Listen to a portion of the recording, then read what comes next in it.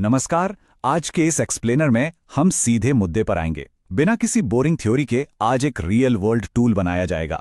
लक्ष्य बिल्कुल क्लियर है, एक असली इंडियन इनकम टैक्स कैलकुलेटर बनाना, बिल्कुल वैसे ही बैक एंड लॉजिक के साथ जिसे क्लियर टैक्स या गवर्नमेंट पोर्टल जैसे बड़े प्लेटफॉर्म्स यूज करते हैं।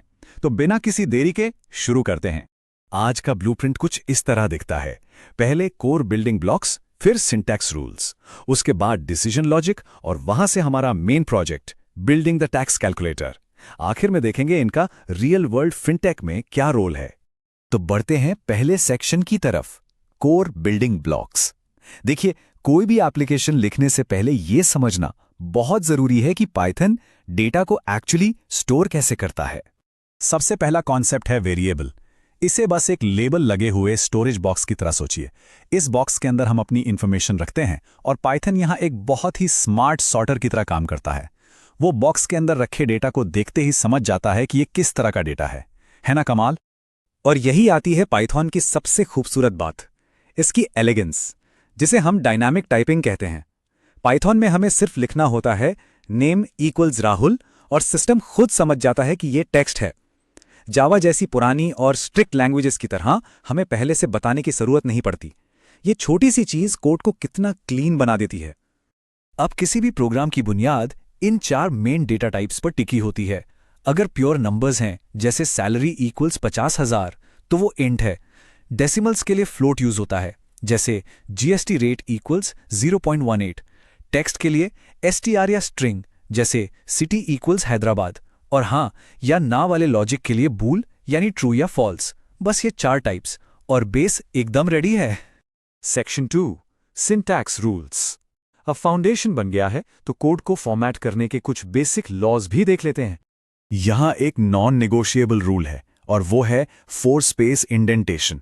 देखिए, बाकी लैंग्वेजेस में कोड ब्लॉक्स को अलग करने के लिए कर्ली ब्रेसेस होते हैं, पर पाइथन सिर्फ स्पेसेस पर चलता है। अगर एक भी स्पेस इधर उधर हुआ तो कोड तुरंत इंडेंटेशन एरर दे देगा। नए डेवलपर्स सबसे ज्यादा इसी ट्रैप में फंसते हैं, तो इसका खास ध्यान रखना चाहिए। आउटपुट दिखाने के तरीके में भी काफी बदलाव आया है। आजकल एफ स्ट्रिंग्स का जमाना है, जो इंडस्ट्री स्टैंडर्ड बन चुका है। इससे वेरिएबल्स को टेक्स्ट के अंदर बहुत आसानी से इंजेक्ट किया जा सकता है। अगर आपको कहीं पुराने परसेंट साइंस या डॉट फॉर्मेट वाले तरीके दिखें तो उन्हें बिल्कुल अवॉइड कीजिए। मॉडर्न कोडिंग हमेशा एफ स्ट्रिंग्स का ही यूज करती है।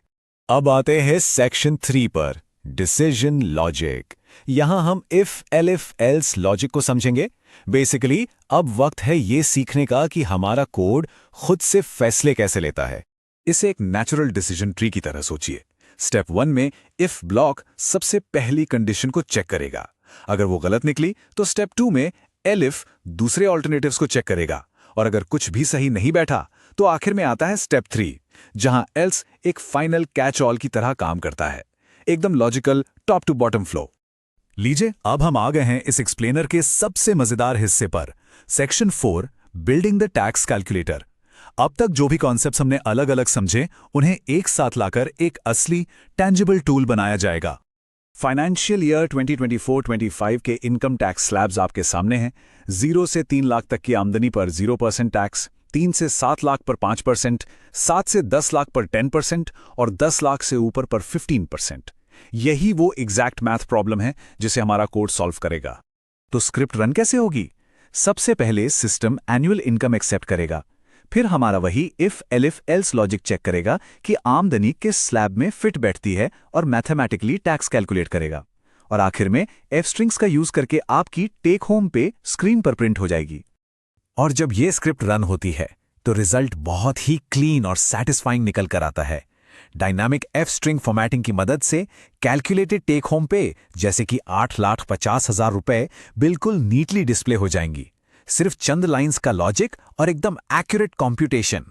आखिरी हिस्सा, section 5, real world fintech applications. हमने जो एब्स्ट्रैक्ट लॉजिक अभी तैयार किया है, आइए देखते हैं वो असल जिंदगी में मैसिव स्केल पर कैसे काम करता है। आपको जानकर हैरानी होगी कि इंडस्ट्री लीडर्स जैसे क्लियर टैक्स, एचएनआर ब्लॉक और यहां तक कि गवर्नमेंट के ऑफिशियल पोर्टल्स भी बिल्कुल यही if else backend structure use करते हैं। हाँ, उनके पोर्टल्स में एग्जेम्पशंस और डिडक्शंस मैनेज करने के लिए सैकड़ों और कंडीशंस होती हैं, लेकिन सिस्टम का कोर फाउंडेशन वही है जो आज तैयार किया गया है। और यहाँ एक बहुत ही जरूरी इंडस्ट्री प्रो टिप, अगर कभी कोड में 5 से ज्यादा एलिफ कंडीशंस बनने लगें तो इफ एल्स चेन को रोककर डिक्शनरी डेटा स्ट्रक्चर पर स्विच कर लेना चाहिए। एक लंबी इफ एल्स चेन को पढ़ना काफी मुश्किल होता है। फ्यूचर में जो भी डेवलपर आपका कोड मेंटेन करेगा वो इस डिक्शनरी बेस्ड अप्रोच के लिए आपका हमेशा शुक्रगुजार रहेगा। तो एक्सप्लेनर को हम एक छोटे से दिमागी सवाल के साथ खत्म करेंगे। अगर पाइथन को टाइप ऑफ true+1 इवैल्यूएट करना हो तो वो क्या प्रिंट करेगा? थोड़ा सोच कर देखिए कि अंडर द हुड पाइथन बूलियंस को कैसे ट्रीट करता है। इस तरह के एज केसेस पर ध्यान देना प्रोग्रामिंग की समझ को नेक्स्ट लेवल पर ले जाता है। इस एक्सप्लेनर में साथ जुड़ने के लिए बहुत बहुत धन्यवाद।